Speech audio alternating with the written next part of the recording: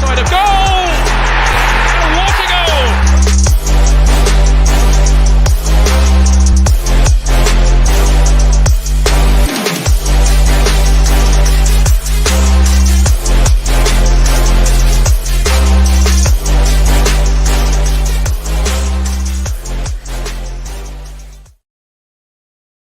Bleeding story, Del Boys, back on your fucking screens, and what I have to say is fuck you, Chelsea, you shower of pricks. I fucking love it. Bottling bastards, and that's for every Chelsea fucker who gave me so much stick last season. You're 2-0 up in your back fucking garden, and we fucking gave you one. Ask me bollocks. Del Boys coming back fired on, baby. This is what it's a fucking about. I'll take the 2-2 all day long.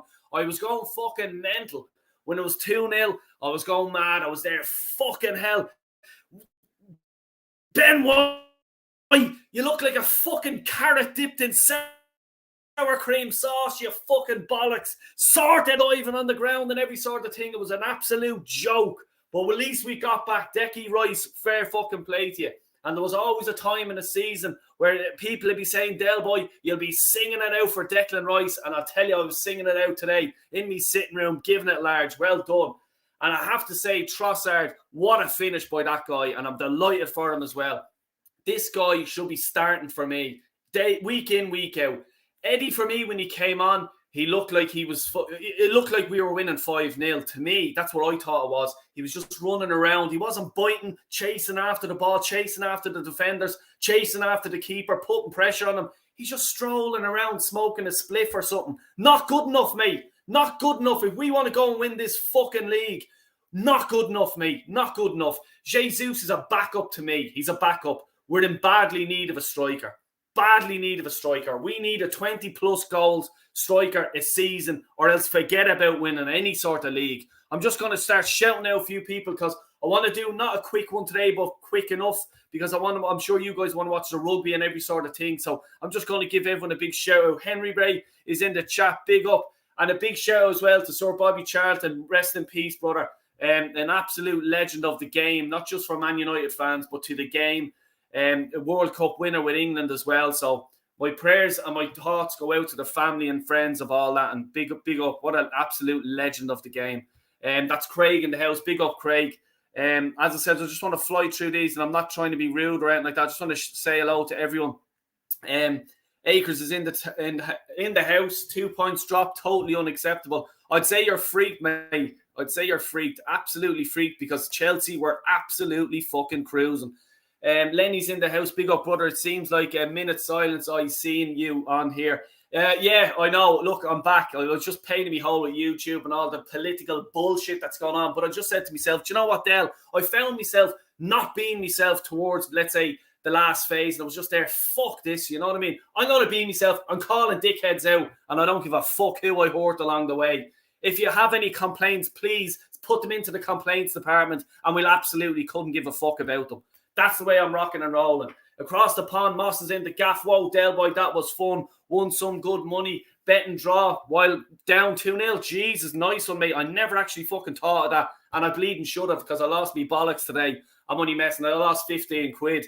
Nottingham Forest, a shower of bastards. Winning 2-0 as well. They let me down. Big up Luton Town. Fair fucking play. Luke James is in the gaff. Big up, Luke. How you doing, mate? Sorry, just going through. Yeah, going through these. Joe is in the house. Big up, Joe. Niall from the upper tier. Big up, mate. Horrible pal. Big up, Del Boy and chat. Central is in here as well. Yeah, look, I'm after catching up. And I'll just throw this comment in here by Niall. Invincible still on. For fuck's sake. Jesus Christ. I won't go there yet. But look, we'll quietly prod around. Let the Spurs, let the Spuds up the road. Let them take the limelight. We'll kindly sit behind them, have the crack, and see what fucking happens. But I'll tell you what, we'll see what will happen now, because we're getting a few of the legends in the gaff. And I'll start off with Warren's here, Manny's here, and the legend Darren O'Sullivan is in the gaff. Darren, I'll start with you. How are you keeping, mate? Yeah, good, Del Boy. Thanks for having me on again. Pleasure to be here with the usual suspects. Yeah. I love the way you say suspects. It's as if we're sort of a part of a crime mob or something like that. Well, man. Yeah, he's got some Wi-Fi issues, I think, but yeah, it always seems to happen. So, yeah, anyway, it's good to have him back. But all I can say is that if you throw Mikel Arteta into the sea, he comes out with a trout in his the river. He comes out with a trout in his mouth. The first hour or so was probably the worst we've seen Arsenal play, and then somehow a mistake from Chelsea's own goalkeeper, and we end up, somehow coming back into it. But this result once again is perfect proof, gentlemen, why we will never win the league, because we've had similar fortunate results like this last season where we could have lost but ended up somehow drawing or winning. And people are now going to gas this up and say, this is why we love the game. This is what makes our team so special. It's, resilience under pressure. But we all know that you can't serve us rubbish and call it a roast dinner. And it's the same hubris and rubbish that will cost us this season. Darren, what do you believe, sir? Well, the way I saw that game was I was fuming that they got awarded the penalty, because there's no way on earth that if a player heads a ball in the box like that and you're going to jump up as a defender from literally, you're on the attacker and the ball hits your arm, there's no way that's a penalty. And why do I bother watching this game anymore? Because it's just getting ruined. The referee never give a penalty. I think a lot of people would say ain't a penalty. Some people said it was. Jimmy Floyd Hasselbank said it was a penalty, but he would, because he's a striker and B, he's Chelsea. But Jamie Redknapp on Sky saw it exactly as I saw it. What are you supposed to do if you're a defender? You're going to jump up, and you can't chop your arms off when you're jumping up for the ball and then stick them back on with a plaster afterwards. So that to me was an absolute joke. I was absolutely fuming. But that said, we were second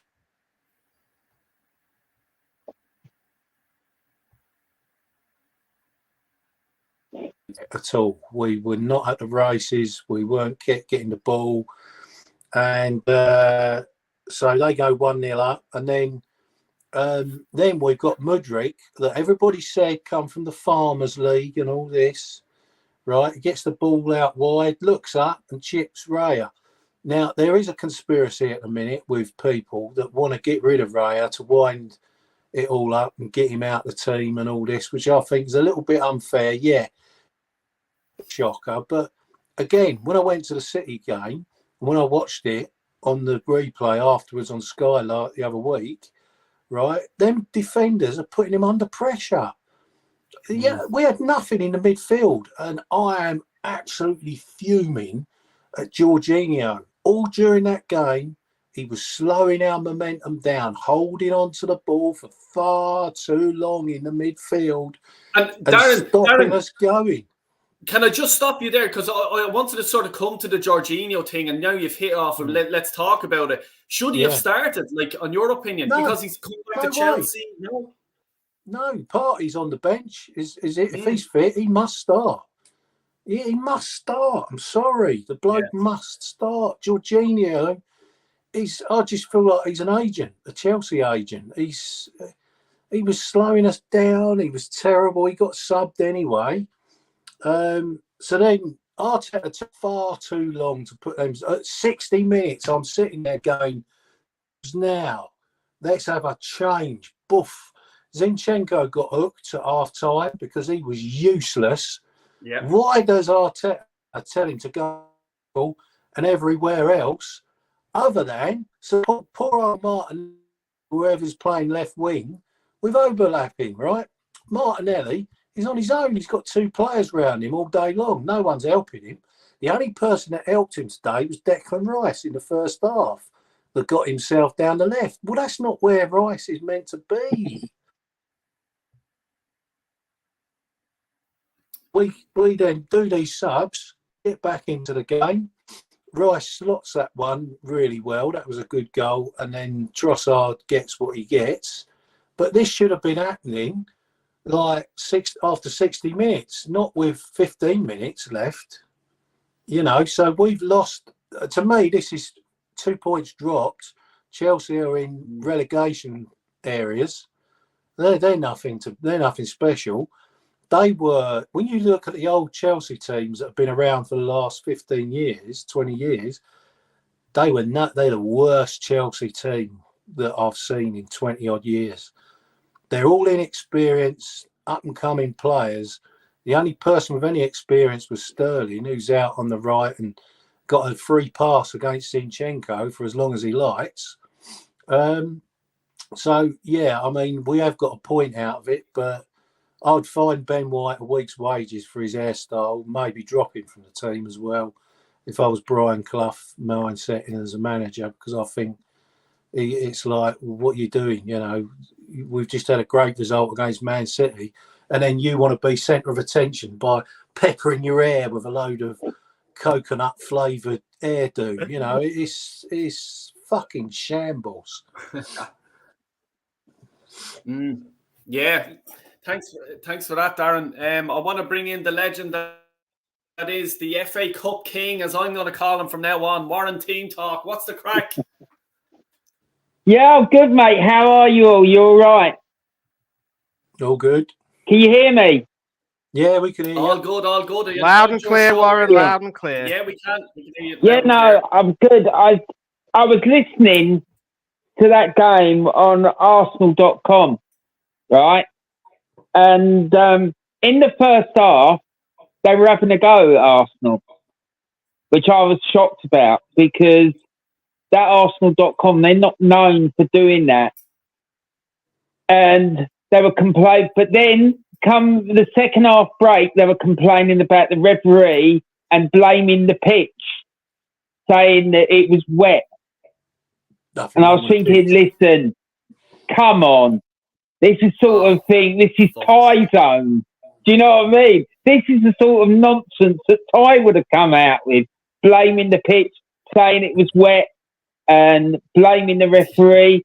Yeah, I think they had a point about the penalty, especially after listening to what Darren said about it.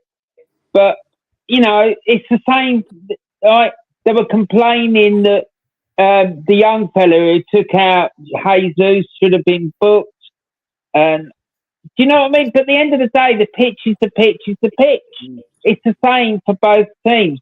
But the fact that we played so poorly in that first half and were 2-0 down and came back does show a bit of fighting spirit.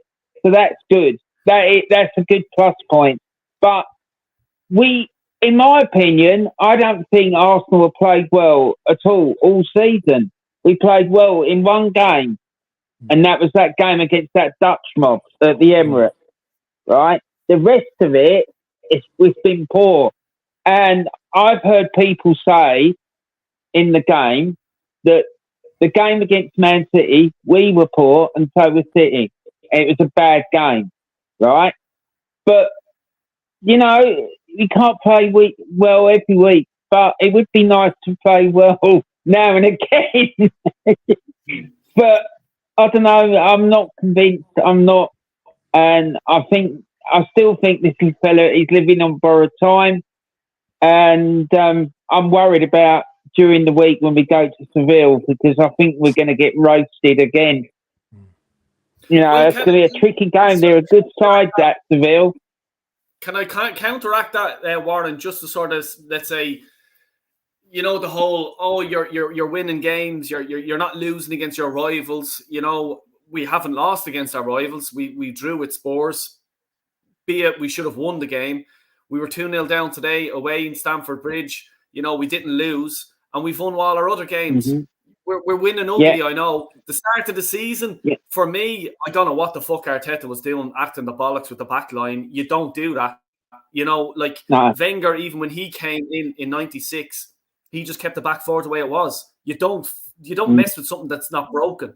You know, now his tinkering that he was doing, I'm hoping that's the fucking end of it.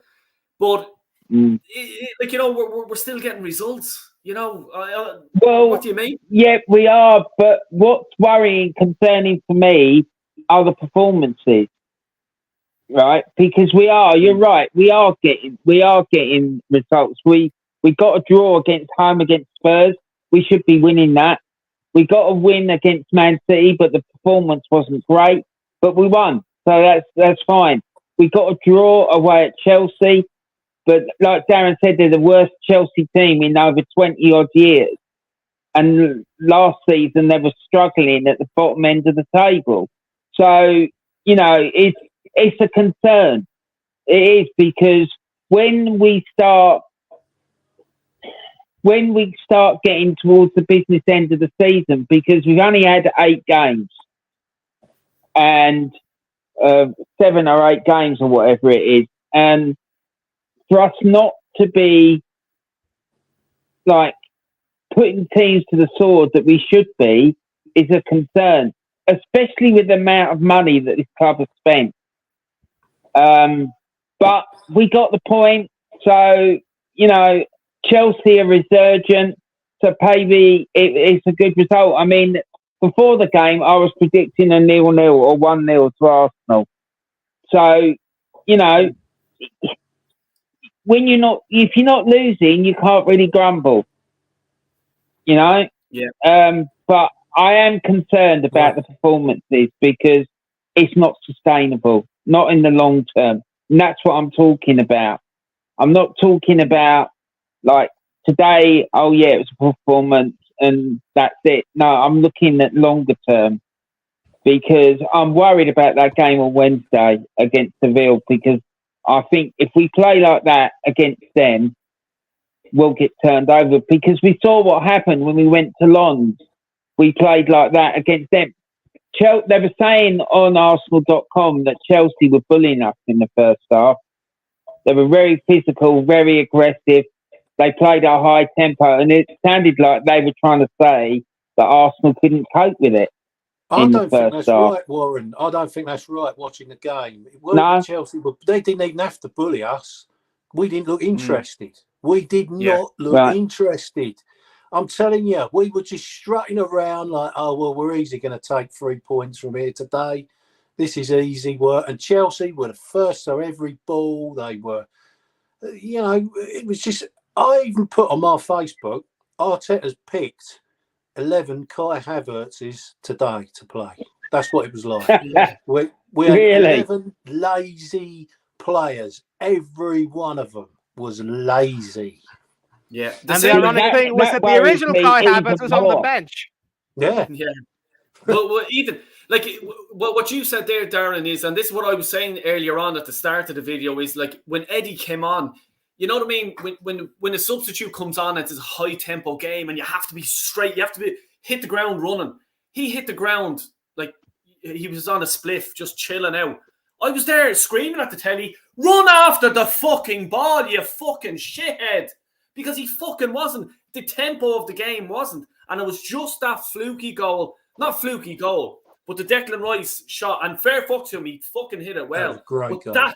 That's the sort of kick in the arse we needed. You know what I mean? But that's what I'm worrying about, because we're not going to get that every time in every game when we're down 2-0. We have to keep hitting them. And this is what it comes back to, and a few people in the comments have said it, about a striker. You know, we all know we're missing it. Now, for me, I think the Ivan Toney thing is there's something behind it, because fucking Righty is fucking, he was talking about it already. So if Ian Wright's talking about it, there's something in the background for me. But I just want to flip that over, because let's talk about the goalkeepers today, and especially our goalkeeper, because that's all we care about. And Manny, I'm going to come to you with this one. Is Raya feeling under pressure, or was it just a bad day at the office?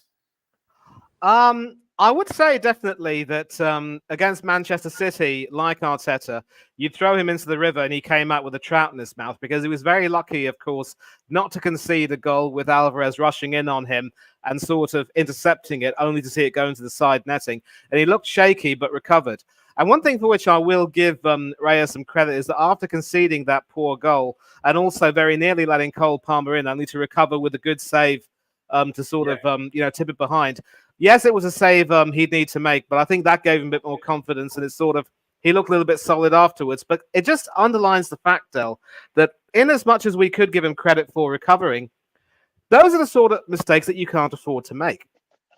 And one of the reasons why I'm quite happy to see Ramsdale dropped is because a lot of people were raving over him last year, saying, oh, he was making some fantastic saves. I remember on one episode of this channel, I will actually have to sort of get off in a minute after this round of discussions because we're starting the match in a minute, and I will be heading back to Hanno's channel. But Ramsdale was making even worse errors. We can never forget Southampton home and away when he was either, if he wasn't distracted by a pigeon, he was lackadaisically passing it to a Southampton player. And of course, against Sporting Lisbon, the boy couldn't save a single penalty and got lobbed from the halfway line.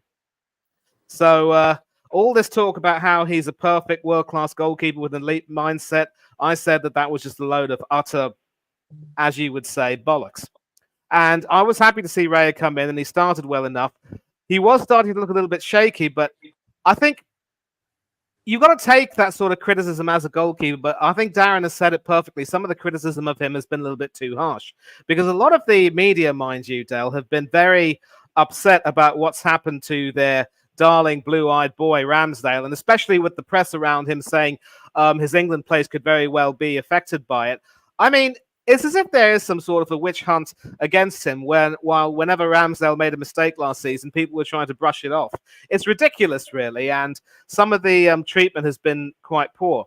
But Raya has only himself to blame for conceding that goal from Mudrak, because any goalkeeper worth his salt will know that he's got to get his positioning spot on, and he completely failed in that regard. And I don't want to hear people saying that, Arteta might have asked him to be a little bit off his line. Any goalkeeper worth his salt would say, I've got to get the basics right. And if what the coach is asking me to do is a little bit dangerous, then I can't abide by that. Even if it means, being dropped. Sometimes as a goalkeeper, you got to have the bollocks to say, this isn't working and I can't do it. And I believe Ramsdale said he was a little bit uncomfortable last season with what Arteta was asking him to do, and he ended up, he ended up paying the price as a result. In a nutshell, neither of these two goalkeepers are good enough to play for Arsenal. We never should have sold the Aston Villa goalkeeper, who has since, of course, gone on to win a Copa America and a World Cup, because he was the perfect all-round goalkeeper, and he's improved his playing from the back. So he'd be perfect for us right now, ironically. And it's as if now, Arteta's been trying too hard to, try and fix something that isn't really broken, to try and add a little bit more competition. I mean, at this particular rate, I'm actually starting to think that Matthew Turner wasn't even that bad, because people say that Ray has been good on crosses. Turner was catching everything he got last season. And there's a part of me that still thinks that he wasn't given a fair chance, but it is what it is. Now, Ray has been given a chance and started okay, but has proved to be not quite the one we need. And he recovered later, well enough later on, and obviously the result would at least give him some cause for satisfaction. But if Ramsdale could be dropped after a 2-2 draw, then there's no reason why Raya shouldn't be. I do think, though, that he might have one more chance, and then if he mucks that up, he will definitely be put back. But when you have two error-prone goalkeepers, it doesn't look good. But Robert Sanchez, anything Raya could do, Sanchez did worse. What he was thinking playing that poorly weighted pass when he knew that his teammate was too far away from him, I will never know. And he couldn't get back in time to save that shot from Declan Rice. And he definitely should have done better with that poke from Trossard. So both of those Spanish goalkeepers, how they've been selected to play in selected for Spain, I have no idea. Unai Simon is dreadful. And people talk about Spanish goalkeepers being world class. Ah! Yeah, I do apologize for that, but I think in the nutshell, I want to listen to what Warren and Darren will have to say, and then I'm going to have to hop off. But In fact, kickoff is going to start very soon, so I will actually be hopping off. But I will say this. What Arteta has done is basically an example of his own poor man management, and he's effectively conspired to throw both of his goalkeepers under the bus. He has to now do whatever he can to make sure that both his goalkeepers get the support they need, but also he needs to fight back against the press. The press need to stop hounding Raya, and they need to just let him play in peace. If he isn't able to prove himself, he'll get some more chances, and if he still can't perform well, he will be dropped. It's as simple as that. But the media need to get off the goalkeepers' back. But in addition, Arteta needs to look at himself and accept that he's gotten several things wrong.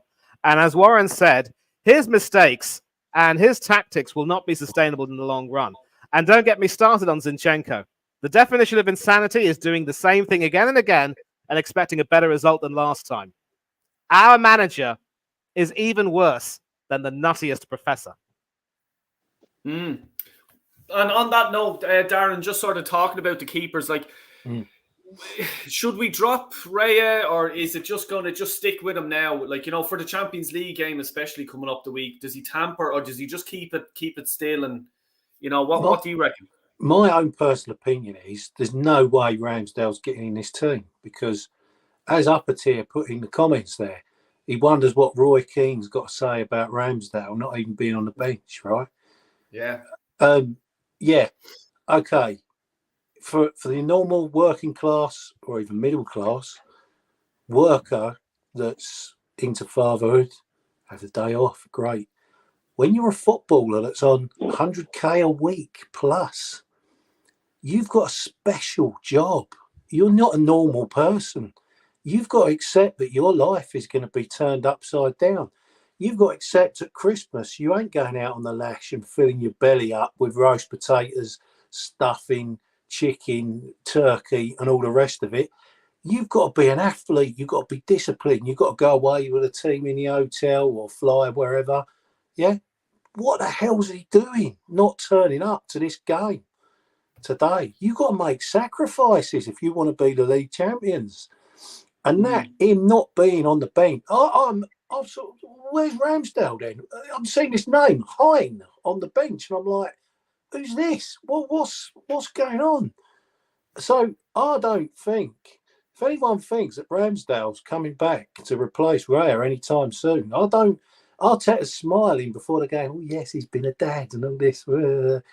Yeah, that's Arteta's snake poker face. Ramsdale's dead. He's out. He ain't coming back. He's not coming back in the team again. Apologies, I shouldn't have said that. Dead. That's wrong. That's wrong of me to say that. But Ramsdale is. I can't see him getting back in the team now after this. You know, and I wouldn't be surprised if he gets sold in January when Raya's in there.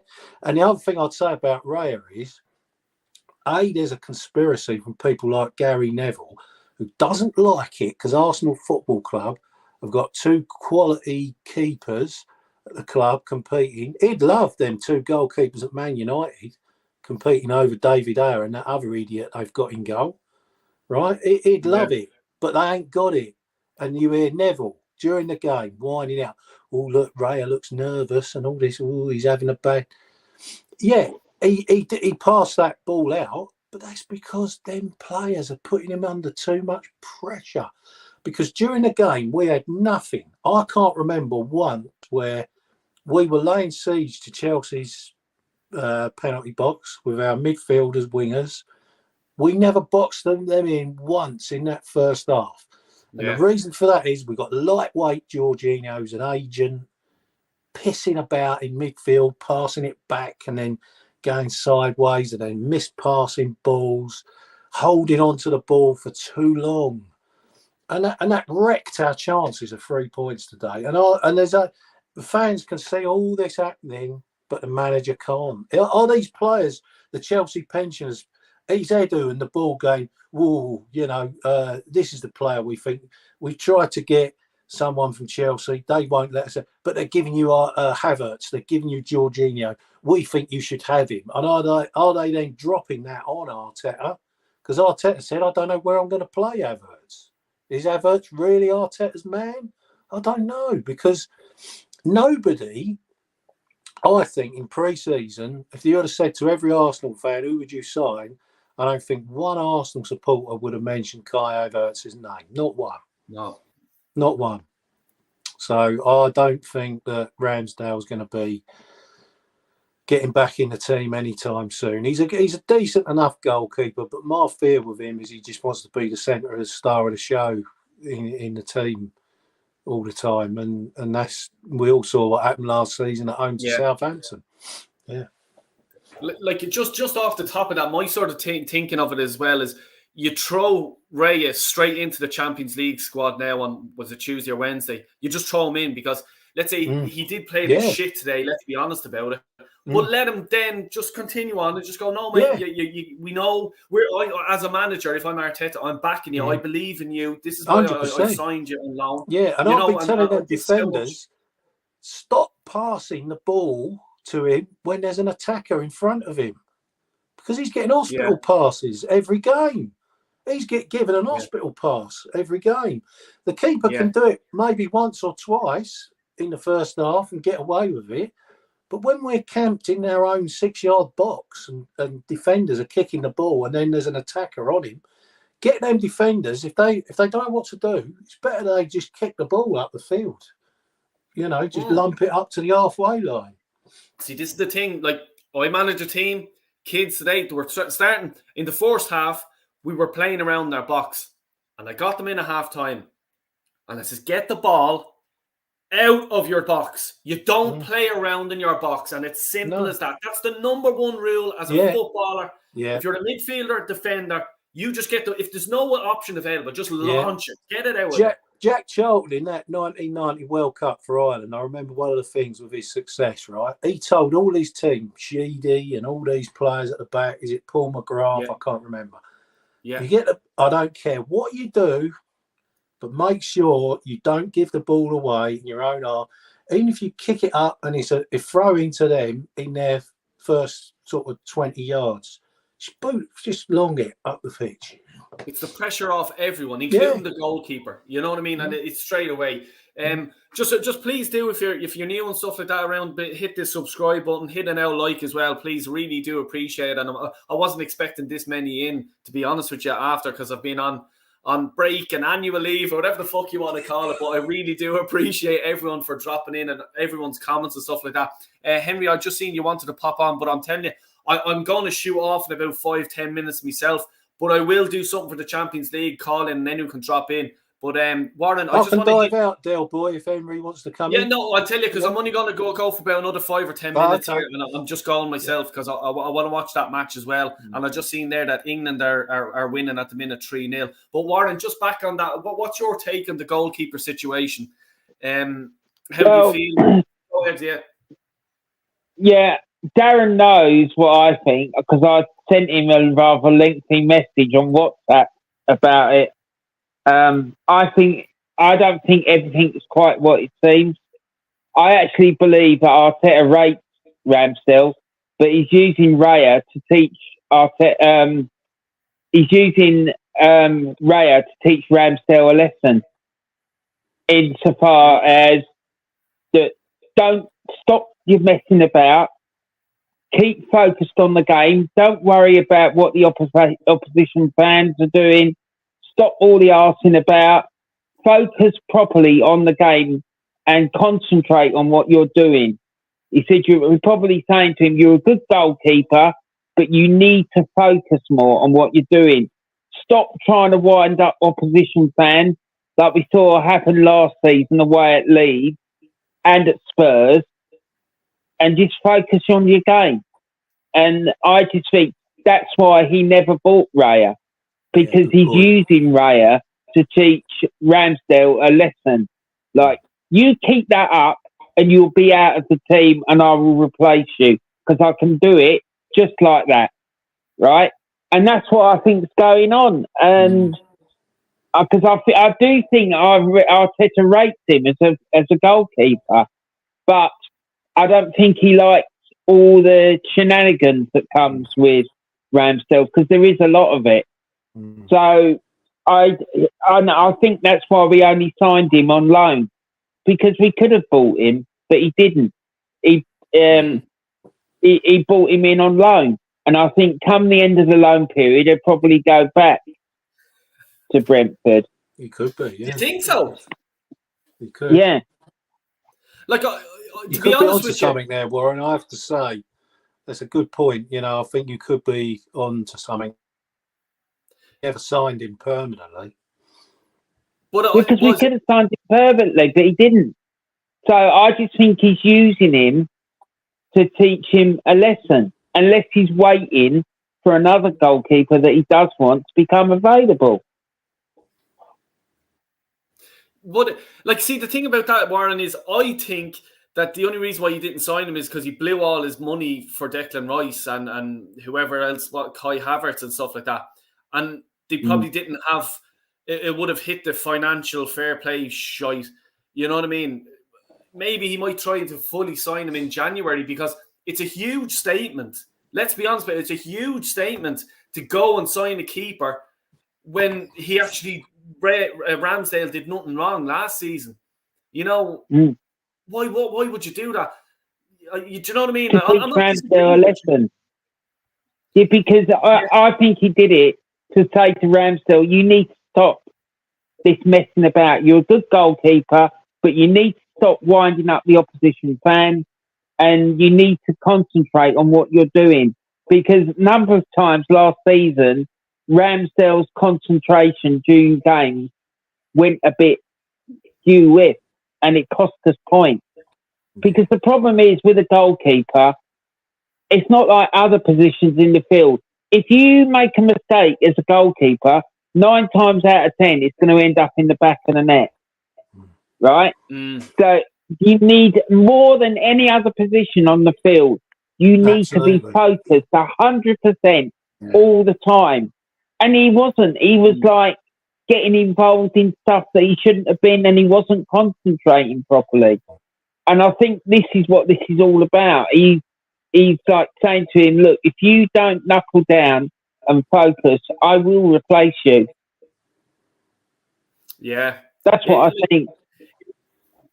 It is a bold statement to do. Well, like, you know, he's got some neck to do it. Like, you know what I mean? Because when you think about it then at the start of the season, where he messed around with the defence at the start, and everyone's like, what are you doing? Like, you know what I mean? You don't mess around with Saliba and Gabriel. They're your 2 first names on the team sheet. You know, you don't mess around with it. But, you know, fair enough.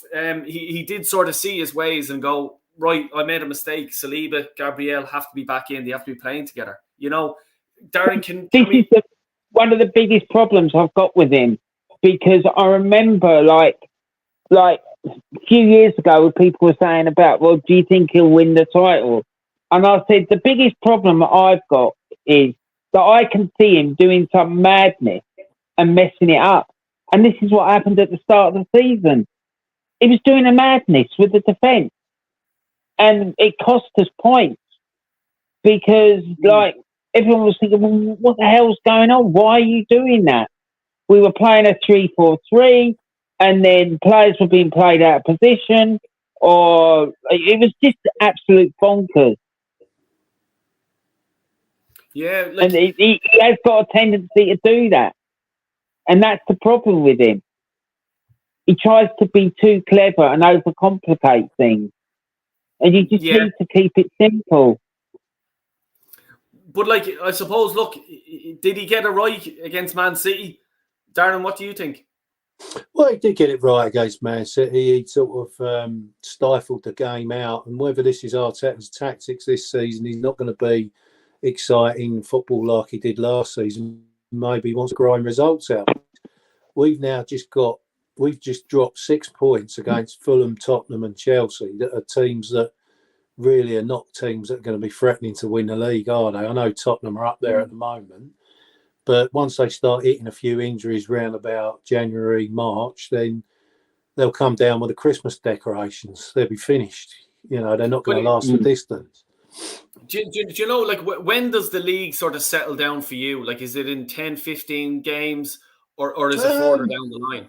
When does the league settle down? I think sort of, I suppose Christmas time. You know, you get an idea then if you're in it if you're still in the league title race at Christmas, then there's no reason why you can't carry on. Yeah. Warren, where is it for you? Like, how many games in? Exactly the same as Darren, just after Christmas, New Year. Because Christmas, New Year, you get a lot of games in a short period of time. And then after that time, then things start settling down and you see, years ago, West Ham would always be up the top of the table at the beginning of the season. Yeah. And then they'd say, oh, yeah, West Ham, they're going to come down with the Christmas decorations. That was always the comment, wasn't it? And it always happened. Do you know what I mean? Except for that one season when they ended up finishing third or whatever it was. That's right. When they had Do you know what I mean? Was it with Everton, weren't they? It was them and Everton going for the title, wasn't it? I think it was in the mid-80s, Tony Cottee and all that. Frank McAvenny and all that lot. Yeah. I think West Ham should put up their Christmas decorations in August. Exactly, mate. Fill the mind, you know what I mean? But look, I'm going to pop off here because I'm sure you guys and myself want to watch the rugby. And the best of luck to England and every one of the supporters and stuff like that. I don't want to talk about rugby because we fucking made an absolute ball bag of it last week. It was a hard game though, wasn't it? Yeah, tough game, like, against the All Blacks. Like, they're an absolutely seriously good team, like, to meet them that. But hey ho. But Darren and Warren and Manny was on earlier on. Big love and respect to you guys for coming on, and every single one of you's in the chat. I really do appreciate it. I've been missing for ages and I'm back now.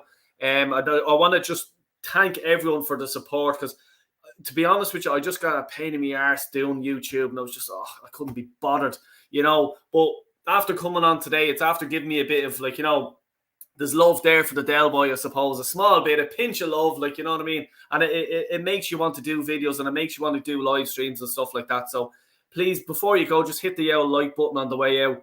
And as I says earlier on, thanks to everyone and everyone who's dropping comments. I see Statics after coming in there, and Henry Ray and like, Moss was in there, and Jez was there, and there's so many of us. Too many to mention. My head's even gone fucking fuzzy here. But no, thanks a million again. And look, 2-0 down, come back to win, to draw. Sorry, I wish it was a win, to draw 2-2. But Fergie time, when Fergie was managing, he always says, you don't lose to your rivals. Is Chelsea a rival this year? Your London derby? I don't know. I'll let you guys make the decision on that one. I think we played absolutely rubbish today. 2 points dropped for me, but we got away with a draw. We did get lucky with a draw. Darren, just before we go, do you want to give a shout out to your socials and stuff like that, mate? Yeah. Just before I do, I'd just like to say I'm really pleased, Del Boy, you've made the choice to keep these going. I've been looking out for you after the games. And it is great to come on these shows. Really good. Darren Sullivan 49 at Insta. Do something every Friday night called the Evening Kickoff, where I review Arsenal's last 7 days. I'm also considering doing a fun half-time hairdryer 30-second rant during half-time during all Arsenal's games. So look out for that. That could be coming soon, where I was going to start it tonight and start it all off, but I've had a lot going on. I'm too busy, too stressed with other shit going on. So I ain't done that yet, but that could be coming soon, where I'll get on at half-time and I'm going to have a 30-second blast, either positive or negative, during half-time live on Insta. Very good idea. Great stuff, and I look forward to that. And if you do, send me the link, please, because I'd love to. Love it. It's better than all this punditry shit, like, you know what I mean. And the Sky today, anti-Arsenal and all. Go fuck yourself, Sky. That's what I have to say. Exactly. Warren, big up, mate. And where can people find you? Yeah, well, my thing is Warren's Team Talk. First of all, I just want to say a big thank you, Del, for having me on. And also, I just want to say how sad I am to hear about Bobby Charlton. I mean, I had the good fortune to meet him in Munich in '88. And he was an absolute legend of a fella. Honestly, I met him and Jimmy Hill. Both of them were pissed Staggering around Munich. It was absolutely brilliant. He was taking the piss out of me. It was just hilarious. Honestly, it was one of the highlights of my football following life, to be honest, to meet the great man. And yeah, it was wonderful. But yeah, I'm obviously every Saturday I do my Sky Sports Saturday show, and that's great fun. I really enjoy it. I'm going to be doing some more content about these people in my avatar, the Cray Valley Paper Mills Football Club. Have got a ground that only holds 140 people. They're in the 8th tier of English football, and they've reached the FA Cup first round. And they'll be playing away at Charlton Athletic at the Valley on Sunday, the 5th of November. It's going to be live on BBC Two, so make sure you tune in. Make sure you follow all their socials as well. They're on YouTube, they're on Insta, Twitter, everything. So they're a great bunch of people, lovely people. They've been really supportive to me and my channel. So yeah, please make sure you go and give them support. And if you live around the area, go and pop and see them play. I mean, they're a great club. They beat Enfield the last round, and the league, who are a league above them, 5-2 at home in the FA Cup. So fair play to them. So, you know. Anyway, so that's me. But thanks for having me on, Del Boy. No problem at all, mate. Don't forget to go and watch this evening kickoff of Darren's, because it's quality. It really is. I love it. And was a it's part of my weekly routine now, watching that. Yeah. Yeah, your show's going great as well, Warren. I love all the way you do all them. You announce all the teams as well of every team. You don't all just have all Premier League. You have a Premier League, Championship, League One, Scotland, all of it. So you do a broad, and it's better listening to your voice than some of the mugs on these other mainstream channels, because Gary Neville just whines it. He just don't want us to win nothing, that man. Yeah. Sometimes he throws us a few bouquets. He throws the odd bouquet our way, but I'm telling you, he wants to wreck our chances of winning anything. Yeah, he does. And you know, I don't know if any of you's noticed it, because I was looking at it on Sky, and when we were 2-0 down, you said, oh, and such a big club like Arsenal and this and that. Fuck off, Gary Neville, you fucking dickhead. You didn't say anything when we fucking came back and scored 2 bleeding goals, you fucking numpty. He was on Insta. He was on Insta at the Man City game, and he's even cozying up to lady Arsenal fans that are giving him all these blueberries. Oh, look, this supporter knows that I like blueberries and all this. So I put in the comments, I'm sure one of them was rotten, Gaza. Yeah. See, the thing is, I will never, ever forgive him for his behaviour in that 50th game at Old Trafford. Reyes. When he kicked the shit out of Reyes. Yeah. How he never got sent off is just unbelievable. Yeah. It was shocking. It was one of the most disgusting performances from a football player I've ever seen. Because he literally kicked the shit out of Reyes that day. And Phil Neville did it as well in one of the other games. Yeah. Well, we lost. Yeah. No, exactly. Look, that's it. I'm going to leave there. And Henry Ray is live at 9 p.m. So go check it out. Hit a subscribe as well. Please do. Just help us all out. Show the love, everyone. Show the love. As I says to everyone, thanks a million for dropping by. Really do appreciate it. And to Manny, Darren, Warren, and everyone in the chat, really appreciate the love. Come on, you